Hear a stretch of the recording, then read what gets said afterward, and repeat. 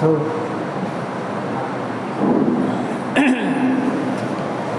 হেরা হাজিরিন, আমরা সকলেই জানি রবিউল আউয়াল মাস কোন মাস? এ মাসে রাহমাতাল লিল আলামিন দুনিয়ার জমিনে প্রেরণ হয়েছেন। রাহমাতাল লিল আলামিন হচ্ছে আমার আপনার পয়গম্বর মুহাম্মদ আরবি সাল্লাল্লাহু আলাইহি ওয়াসাল্লাম। গত 2 সপ্তাহে আলোচনা করেছিলাম ঈদ কি, ঈদে মিলাদুন নবী কি পালন করা কতটুকু যুক্তিসঙ্গত, কতটুকু যুক্তিসঙ্গত না। আজকে আলোচনা করব সূরা আম্বিয়ার 107 নম্বর আয়াত। এই আয়াতে আল্লাহ তাআলা পয়গম্বর মুহাম্মদ আরবি সাল্লাল্লাহু আলাইহি ওয়াসাল্লামকে রাহমাতাল লিল আলামিন বলেছেন। কি বলেছেন ভাই? রাহমাতাল লিল আলামিন। রাহমাতাল লিল আলামিন মানে দুনিয়াতেও রহমত উম্মতের জন্য তিনি, আখিরাতেও রহমত।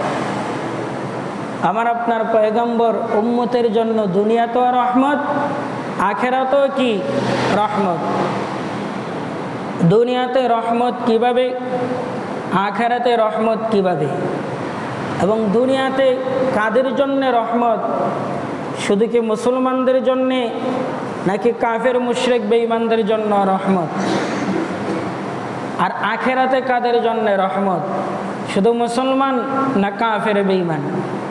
1 নম্বরে আসুন আমরা জেনে নেই রহমত শাব্দিক অর্থ কি।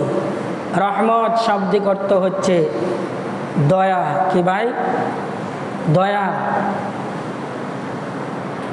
শান্তিতে থাকার ব্যবস্থা করে দেওয়া। রহমত শব্দের অর্থ দয়া। আল্লাহর পয়গম্বর 1 নম্বরে তো দয়ার সাগর আল্লাহ, 2 নম্বরে আল্লাহর পয়গম্বর মুহাম্মদ আরবি সাল্লাল্লাহু আলাইহি ওয়াসাল্লামকে উম্মতের জন্য দয়ার সাগর বানাই আল্লাহ তাআলা পাঠাইছেন। সুবহানাল্লাহ। আল্লাহ তাআলার 100 গুণবাচক নাম আছে, এলেমের ভান্ডার আছে আল্লাহর কাছে। কয় শত? 100 এলেমের ভান্ডার আছে। খেয়াল করবেন, 100 দয়ার ভান্ডার আছে। 100 দয়ার ভান্ডার থেকে আল্লাহ তাআলা 99টা দয়ার ভান্ডার, রহমতের ভান্ডার আল্লাহর কাছে গচ্ছিত রেখে দিয়েছেন। আর একটা দয়ার ভান্ডার আল্লাহ পাক রব্বুল আলামিন দুনিয়ার জমিনে প্রেরণ করেছেন। এই একটা দয়ার ভান্ডার থেকে 3 ভাগ। কয় ভাগ?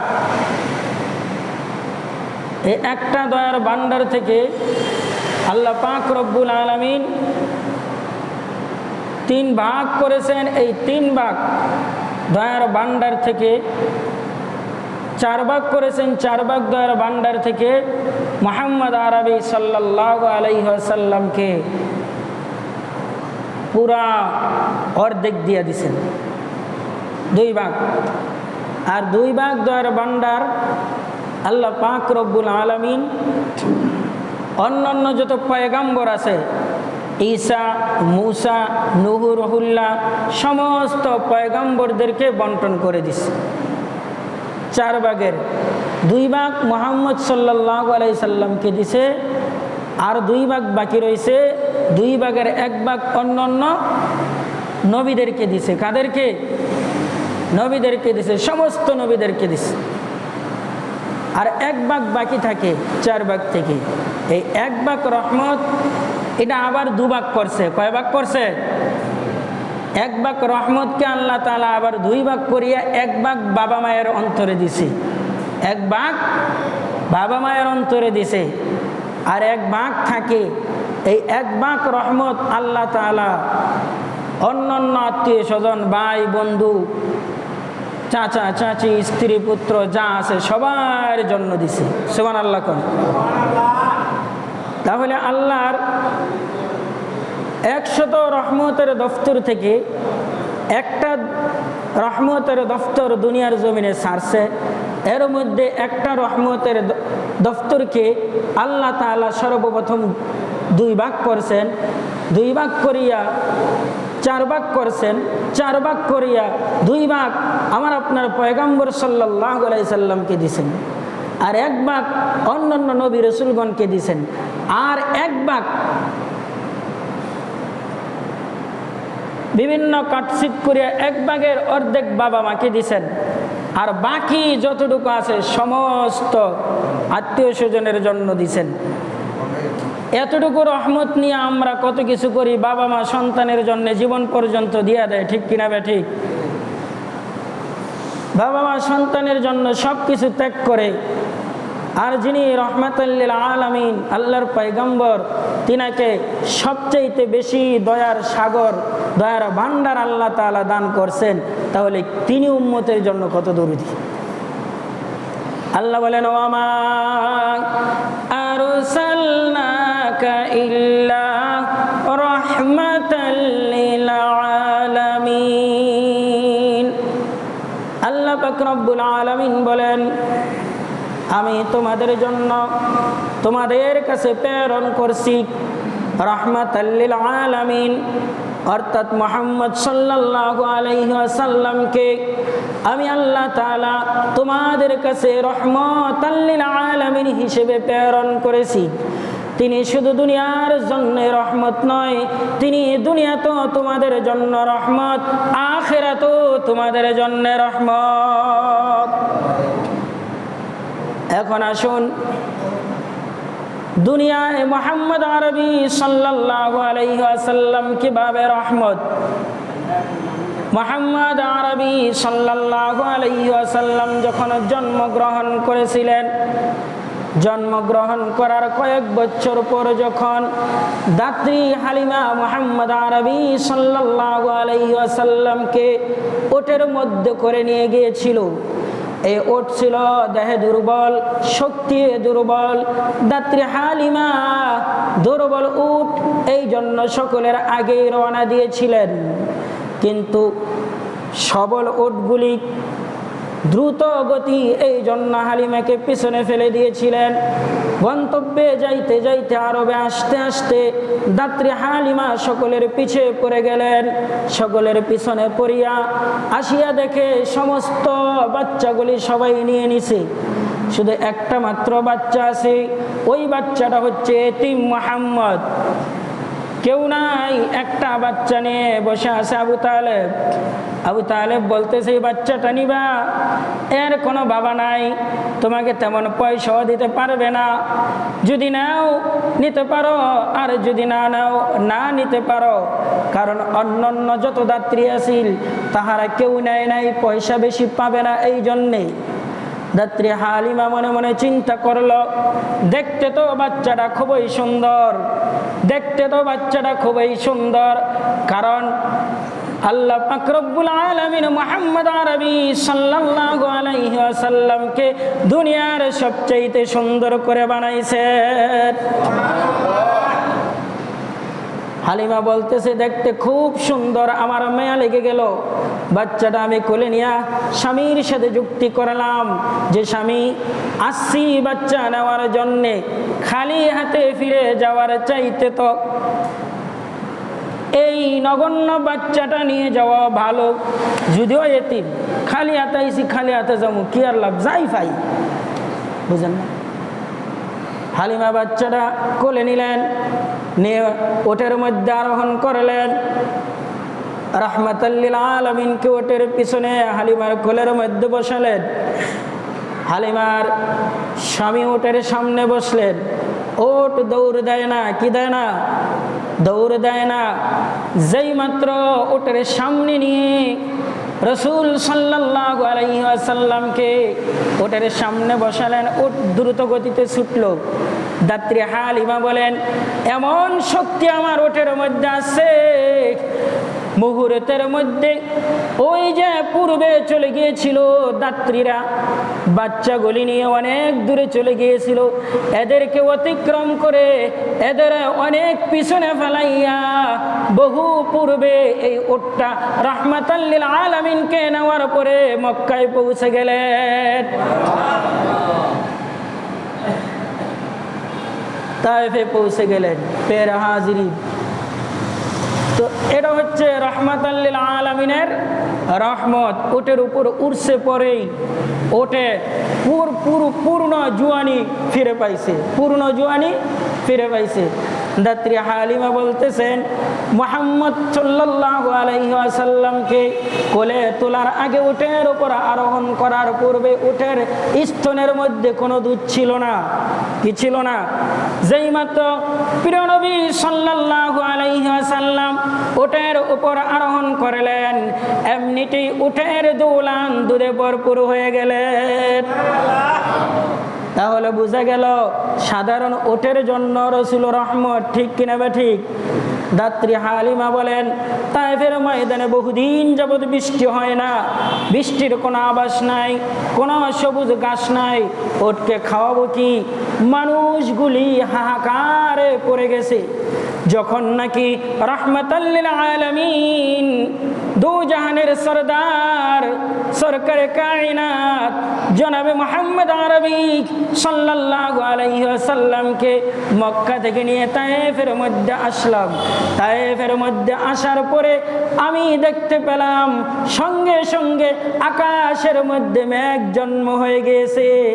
আকাশের মধ্যে মেঘ জন্ম হয়ে মুহূর্তের মধ্যে গোটা তায়েফ শহরকে বৃষ্টিতে ভরে দিয়েছে।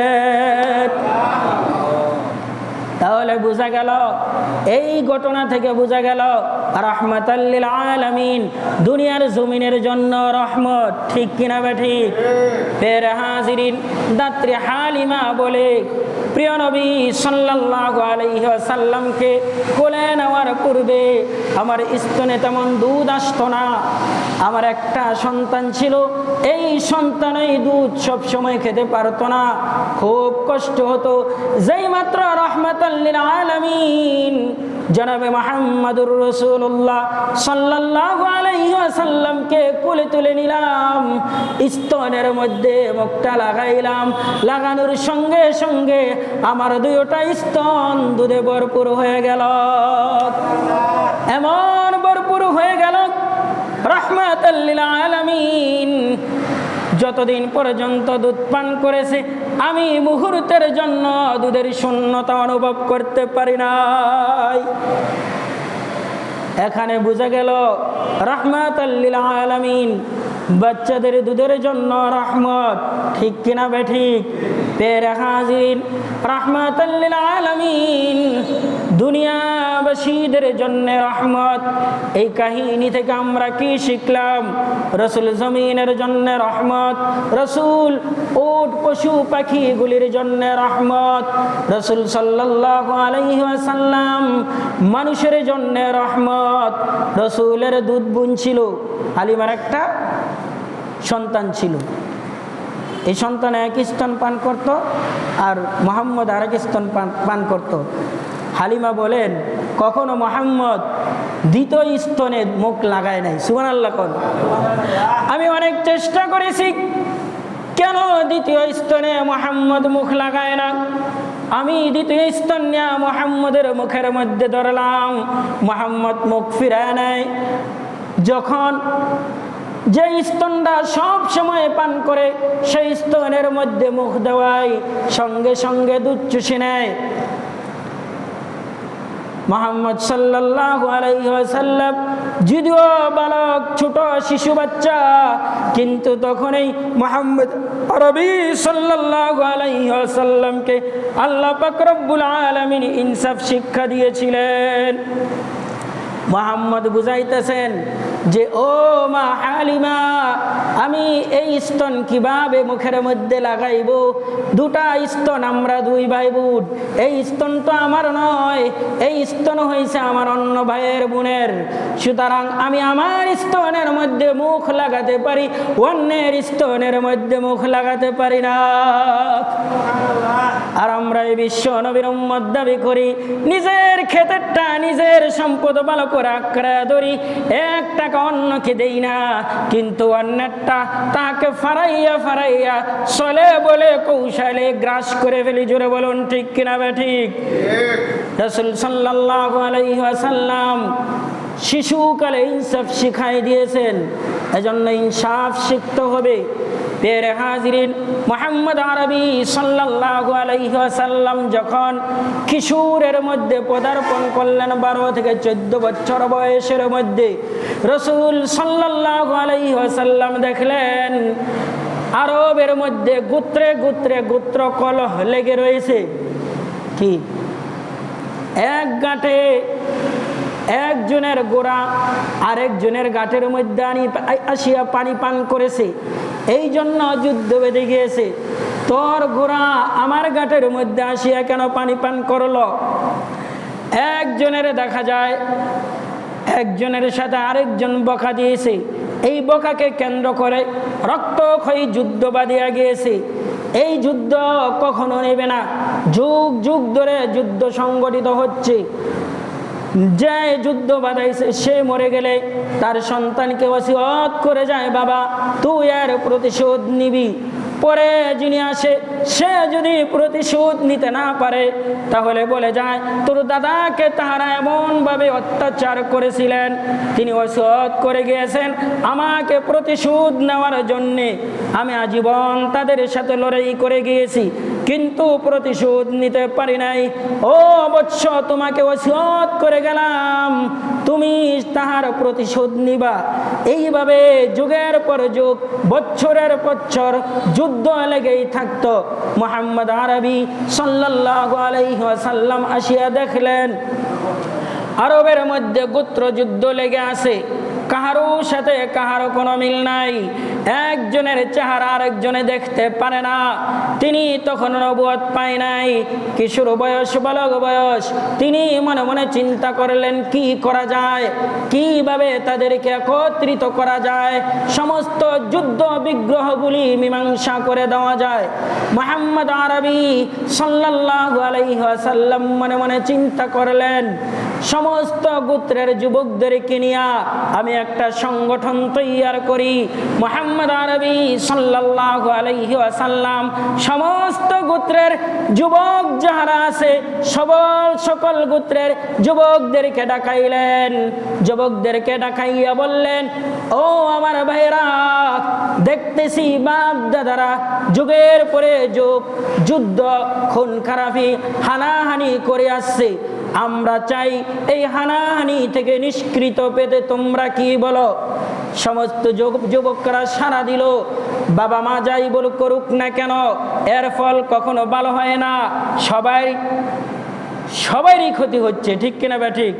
ঝগড়ায় কি কোনো পক্ষের ভালো হয়? কোনো পক্ষের ভালো হয়?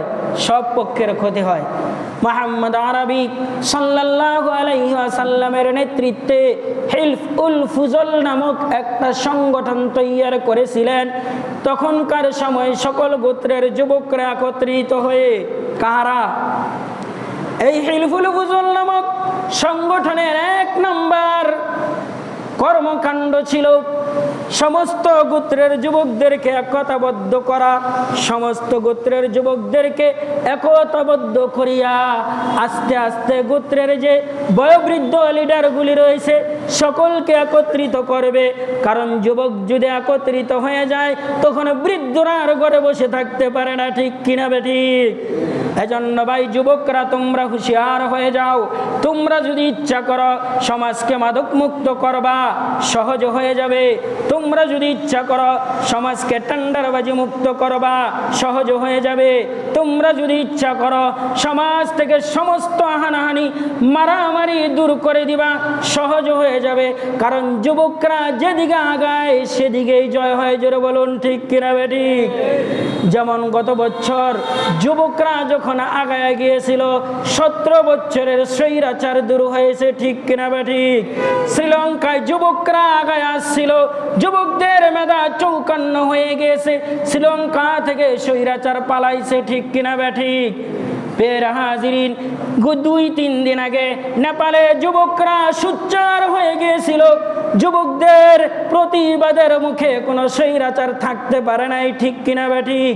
যুবকরা মুহাম্মদ আরবি সাল্লাল্লাহু আলাইহি ওয়াসাল্লামের নেতৃত্বে যখন সংগঠন পুরাপুরিভাবে গঠন করলো, 1 নম্বর কর্মকাণ্ডের 1 নম্বর উদ্দেশ্য হচ্ছে সংগঠনের সবাইকে একতাবদ্ধ করা। কারণ একতা ওই সুখের মূল, ঠিক কিনা বেঠিক? একতা ওই নিরাপত্তার মূল। একতা যে জাতির মধ্যে নাই, সে জাতি ধ্বংস হয়ে যায়। এই হিলফুল ফুজুলের সংগঠন করেছে। সর্বপ্রথম এই সংগঠন দিয়ে সেবা দিচ্ছে। কি দিচ্ছে? একজন মানুষ বিবাহ দিতে পারে না, যে কোনের গোত্রের হোক, বিবাহের জন্য তাহারা আগায়া যায়। অর্থ দিয়া, শ্রম দিয়া তাহারা সাহায্য সহযোগিতা করতে শুরু করলেন। 2 দলের মধ্যে যুদ্ধ বাঁধে। এই গোটা সংগঠনের লোকেরা যায় মুহাম্মদ সাল্লাল্লাহু আলাইহি ওয়াসাল্লামের নেতৃত্বে গিয়া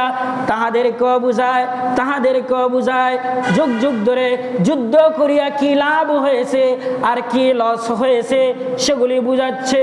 যে এত বছর যাবৎ যুদ্ধ করেছে, তোমার বাবা দুনিয়ার জমিন ছেড়ে চলে গেছে, তোমার ভাই দুনিয়ার জমিন ছেড়ে চলে গেছে, তোমার বন্ধু দুনিয়ার জমিন ছেড়ে চলে গেছে, তোমার সম্পদগুলি নষ্ট হয়ে গিয়েছে।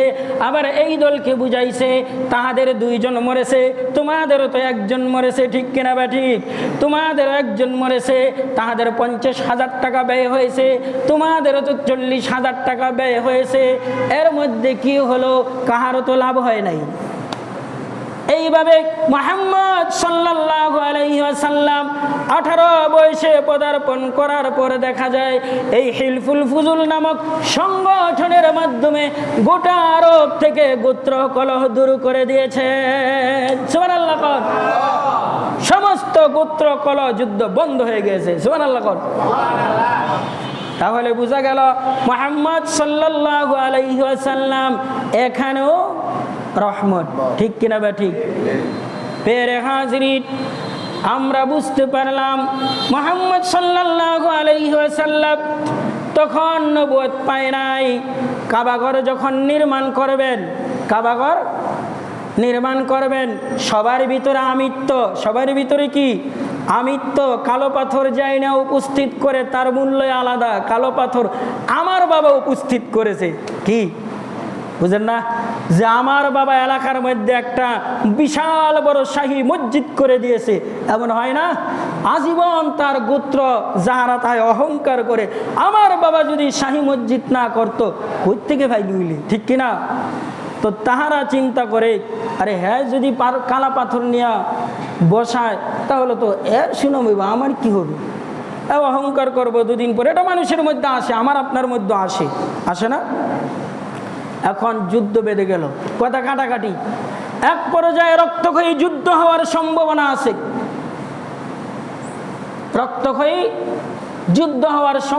আছে। মুহাম্মদ সাল্লাল্লাহু আলাইহি ওয়াসাল্লামকে ডাকাইলেন তাহারা দাদা আব্দুল মুত্তালিব। ডাকানোর উপরে মুহাম্মদ সাল্লাল্লাহু আলাইহি ওয়াসাল্লাম বললেন, আগামীকাল আমি ফায়সালা দেব, তোমরা কি মানবা? সকলে বলে হ, মানব। যে ফায়সালা দেয়, মুহাম্মদের দাদা মুরব্বী মানুষ আব্দুল মুত্তালিব যে ফায়সালা দেয়, এই ফায়সালাই কি করতে হবে? মানিয়া নিতে হবে। সবাই বলল ঠিক আছে, আমরা তারপরও যুদ্ধ চাই না। দেখছেন নি যুদ্ধ যে মজাইছে, সংগঠন করিয়া 18 বছরের মধ্যে মজায় যে এটার ফল যে তাহারা পাইছে, দেখতেছে এখন সবাই শান্তিতে আছে, ঠিক কিনা? যুদ্ধ বাঁধিয়া গেছে, তারপরও সইরাইছে, ঠিক আছে। তারপরের দিন আব্দুল মুত্তালিব বললেন, যিনি ভোরবেলা ঘুম থেকে উঠিয়া খানে কাবার মধ্যে আসতে পারে, বাইতুল্লাহ আসতে পারে, তিনি আর সমাধান দিবে। তিনি যেই সমাধান দিবে সেই সমাধান আমরা সকলে মেনে নিব। রাজি আসিনি? সকলে বলল হ, রাজি আসি। এখন তো কেউ ঘুমায় না, বুঝেন না? আমি যদি আগে যাই আমি ফায়সালা দিব, আমি আগে গেলে আমি ফয়সালা দিব। কেউ ঘুমায় না। ভোরবেলা সবাই আগে চলে আসছে। সবাই আসিয়া দেখে সর্বাগ্রে যেই লোকটা আসছে সেই লোকটা হচ্ছে 22 বছরের বালক জনাবে মুহাম্মদুর রাসূলুল্লাহ সাল্লাল্লাহু আলাইহি ওয়াসাল্লাম। সুবহানাল্লাহ। আরো জোরে কোন সুবহানাল্লাহ। মুহাম্মদ আরবি সাল্লাল্লাহু আলাইহি ওয়াসাল্লাম যখন আসলেন সকলে বলতেছে হায় আল আমিন এসেছে। কে এসেছে? আল আমিন এসেছে। আমরা সবাই খুশি। সবাই কি খুশি? কারণ তিনি কখনো কোনো ডুপ্লিকেট রায় দিতে পারে না। মুহাম্মদ আরবি সাল্লাল্লাহু আলাইহি ওয়াসাল্লাম সকল যখন আসলেন সমবেত হলেন তখন তিনি বললেন আমি রায় দিব, সকলে মেনে নিবেননি?